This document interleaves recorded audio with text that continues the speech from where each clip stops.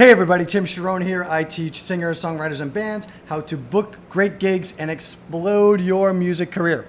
So, should you pretend to have a manager? I did. So let's go over that today, and make sure you subscribe to the podcast and to the YouTube channel. So, let me just tell you a quick little story.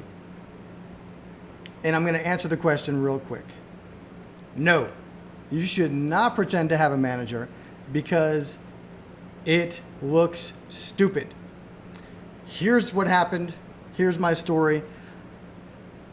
I was playing bars and restaurants, and number one, I desperately hated booking gigs at the time because I thought that I had to pitch myself and sell myself and call people or go in person or even email them and explain to them how amazing I was and all the amazing things that will happen in their lives if they have me perform at their tiki bar or at their seafood restaurant.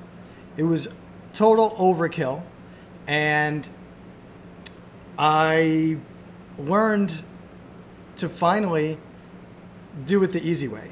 And that's why I wrote the free book, and that's what I teach people now. So I teach my students how to book gigs the easy way, without selling yourself, without pitching yourself, without having to deal with all of that, just feeling like a used car salesman.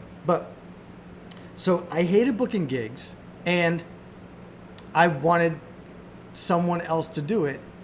And I also thought that, like many people, I thought it would be super impressive if I had a manager, which at the time was my girlfriend, and she pretended to be my manager, and it failed left and right.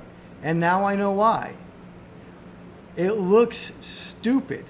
In the past few years, I've been on the other side. So I've been the booking agent, so to speak, for some festivals. I've been the booking agent. I'm on the entertainment committee for the Florida and Festivals Events Association. So, and we decide who's going to showcase at the conference. So I've been the booker, and every single time, look, here's the bottom line. If someone contacts me,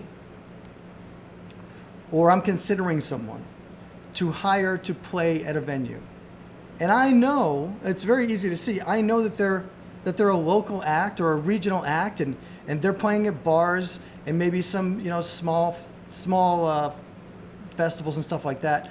I know they don't have a real manager, and that's fine.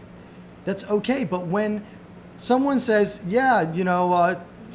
contact my manager, unless you are a signed national artist, come on, man. As soon as somebody says that to me, I'm like, boop, cross them off the list. I don't have time to deal with that. Like, I know you don't have a real manager.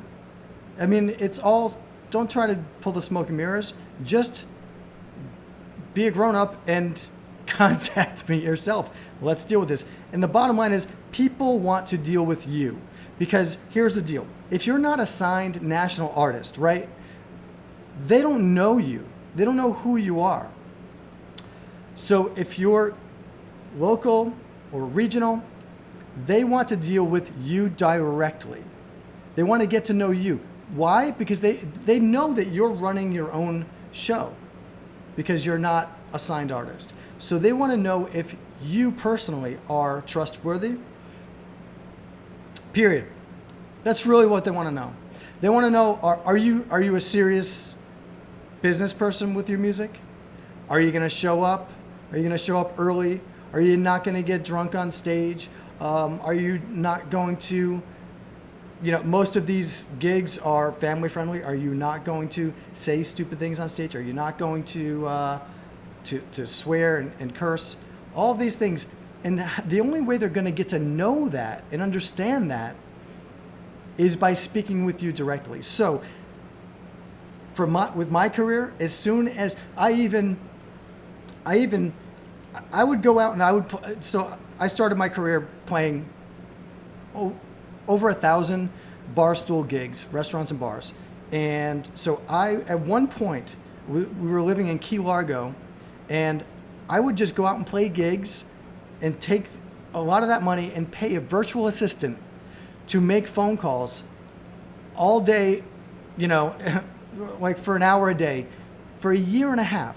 Literally, do you know how many gigs how many gigs I booked for myself, say in 1 year? 50, okay?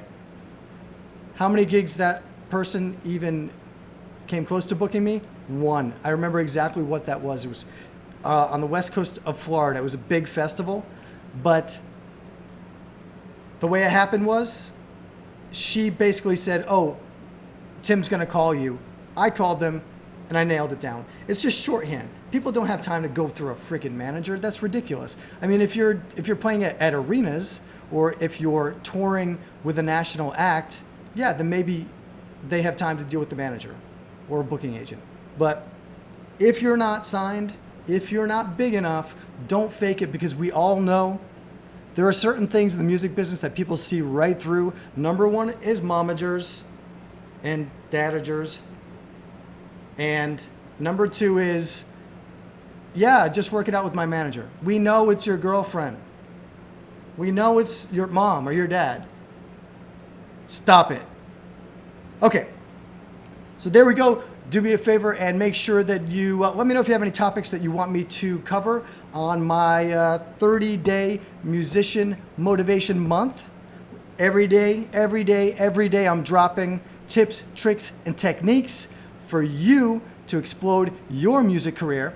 And what I want to remind you is to make sure you subscribe to the YouTube channel, subscribe to the podcast, and download my gift to you, the very free ebook on how to book gigs the easy way at howtobookgigs.com.